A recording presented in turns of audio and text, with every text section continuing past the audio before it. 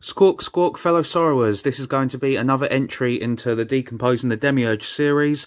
I did go back and rename the Joker video breakdown that I did a while back as being another entry to this series. So in order, so far, we have, as part of the Decomposing the Demiurge series, the Joker, Jigsaw, Pennywise, and now Killer Clowns from Outer Space.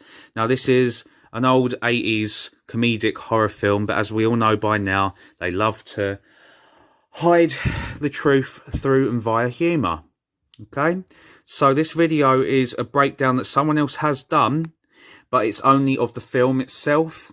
Okay, this guy is very good at doing that. He explains films and comics and whatnot. I'm going to use the plot line that he explains here to bring up, yet again, even more personality traits of, oh yes, the Chief Archon, the Arqueen, the Demiurge. Okay?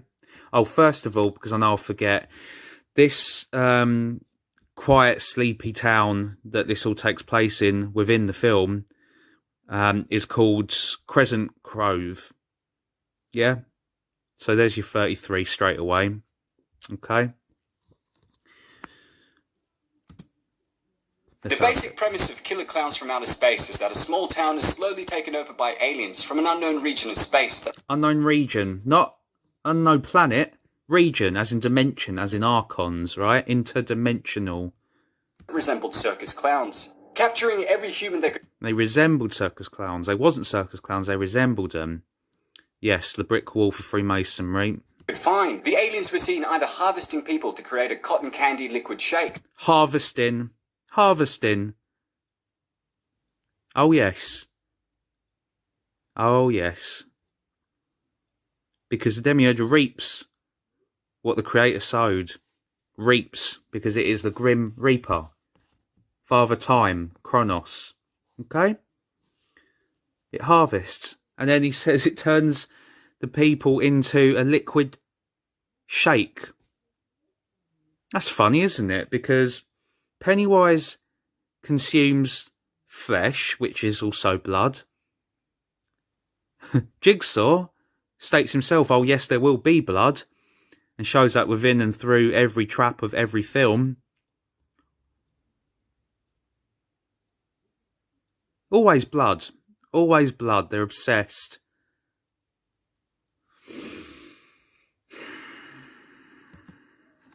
Or converting them into a special popcorn. That was the first stage of their reproductive life cycle.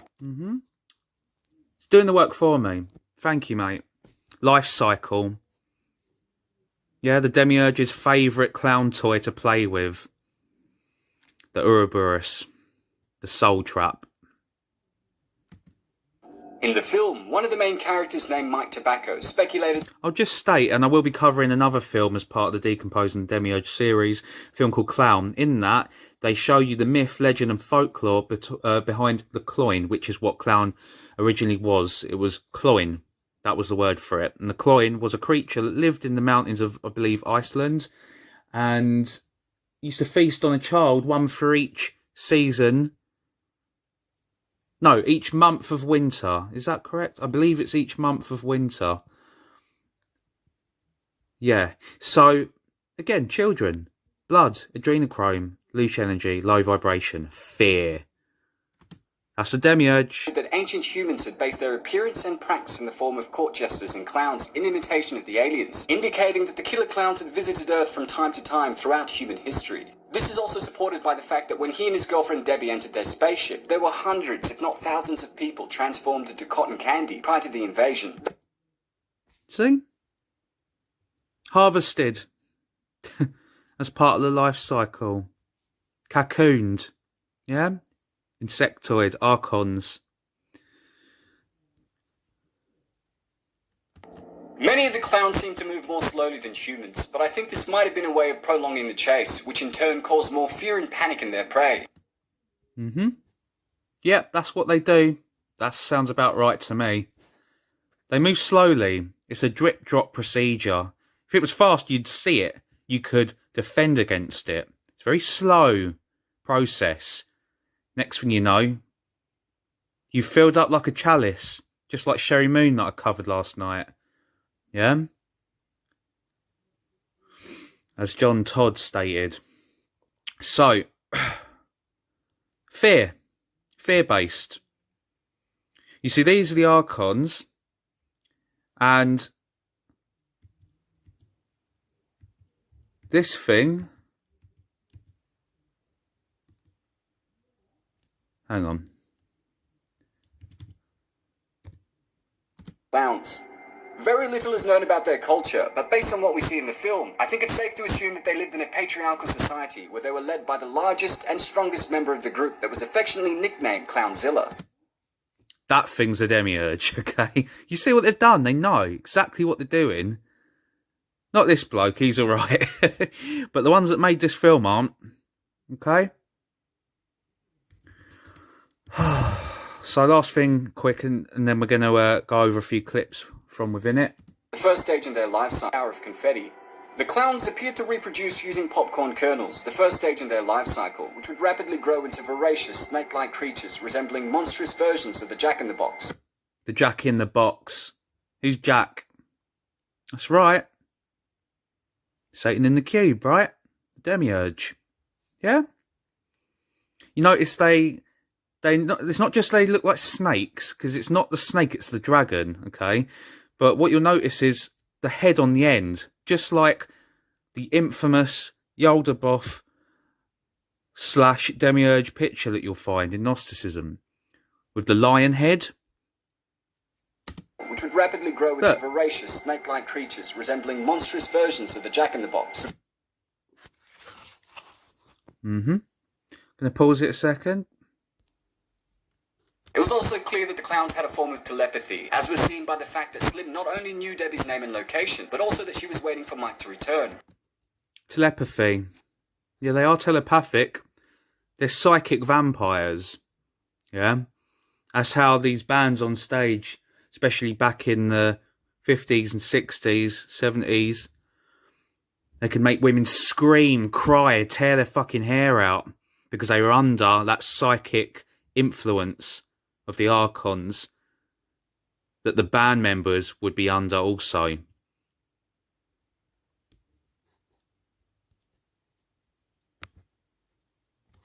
The killer clowns had a noticeably better understanding of science and biology than humans. Science and biology. What I always tell you, brothers and sisters, the Demiurge has combined Mother Science with Mother Earth, which is why nature has turned so sadistic. Especially ours. But animals too. Often using this combination, the clowns had a noticeably better understanding of science and biology than... So I noticed this as well. I just saw it. So I'm trying to hold the phone and the laptop at the same time. Notice that the shadow on the wall... Humans. Often... The killer clowns had a noticeably... Starts off as a female. The feminine force, right? All we want to do is kill you. The killer clowns had a note. And then it turns into what? A reptilian. Because the reptilians are puppets that the Archons work through. Better understanding of... When they're hybrids, they are. There it is. Science and biology than humans. Often using this combination to perform feats that appear to break the laws of physics. Like the shadow puppets, the invisible car, the... Shadow puppets. It's the same shadow people then. Hat Man. That's an Archontic folklore that I covered. Balloon dog, as well as the numerous special weaponry that they sported. See? Mechanical in nature, artificial in nature. Yeah? Machine-based. Technology. Their assault on Crescent Cove. However... So, yes, Crescent Cove it is. CC 33. But in spite of their advanced technology, they still had their idiotic moments. For example, they did nothing... So, it holds the heart out, gives it to her, and then murders her. Attack on the heart, yeah? Anyway, I'm going to show you a few scenes quick. So remember, the Archons cannot create, but they can manipulate something that's already in creation, like a shadow.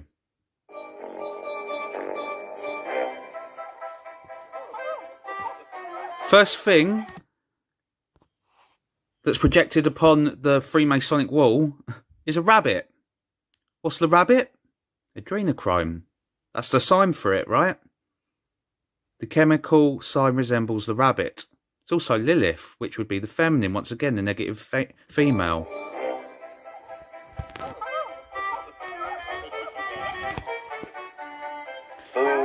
And then you've seen the rest, right? Along with turning into a giant reptilian from the woman, you have to keep in mind, keep in heart, what their big boss is called. Clownzilla. Yeah? Lizard. Right? Archons aren't, but they channel themselves through hybrid DNA, such as the Canaanites, such as the reptilians.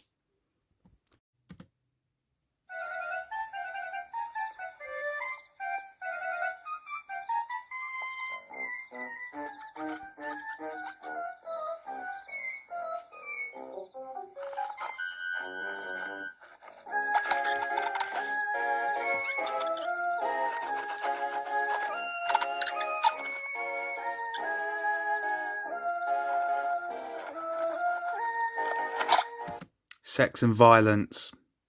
Okay? That's the energy they're after. It's most potent in low vibration, yeah? Because it creates blame and shame.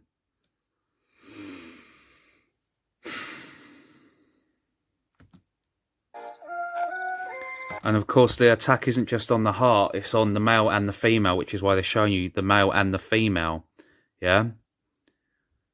That's the attack.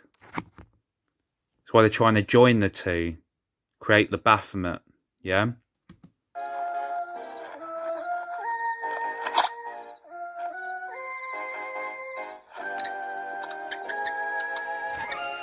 What else are they trying to do? They're trying to wipe out the men. And they're using a negative feminine influence to do so. The negative female is covert, okay? It's espionage, it's undercover. The negative masculine would be full frontal, outright war. Yeah? Fury, extrovert, explosive. That's negative masculine. This is negative feminine. Okay? That's what's trying to wipe out the men so that the women and children won't be protected. And that's what she does, doesn't she? Wipes out the man. There's your Lucifer light bearing. Yeah? Your lightning bolt.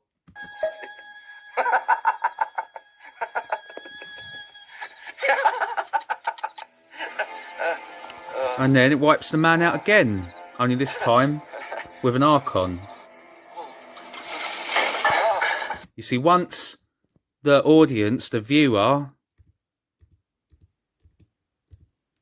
once he's taken in by the stage, the set, the false reality, his vibration is low enough for them to take him out too. He's you. He's me. He's us. He's human beings. You get it? You got it?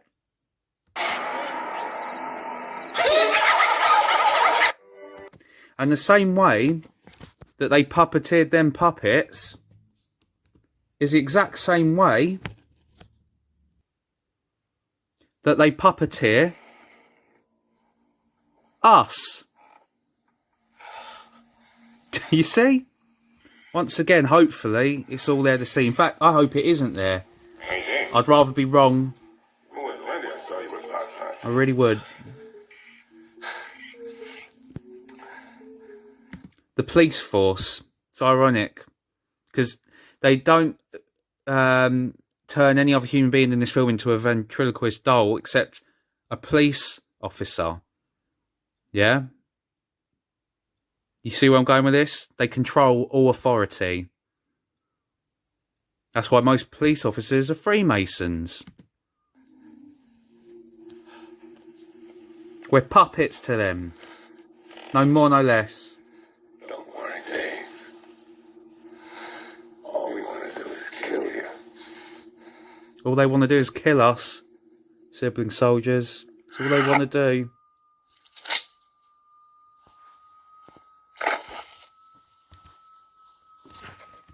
You gonna let them? Because I'm fucking not. Sorry to swear. These ones mean a lot to me. So I'll see you in the next one. I love you all, whether it be on the inside or the outside. It's time to get out and get to the other side of the cube.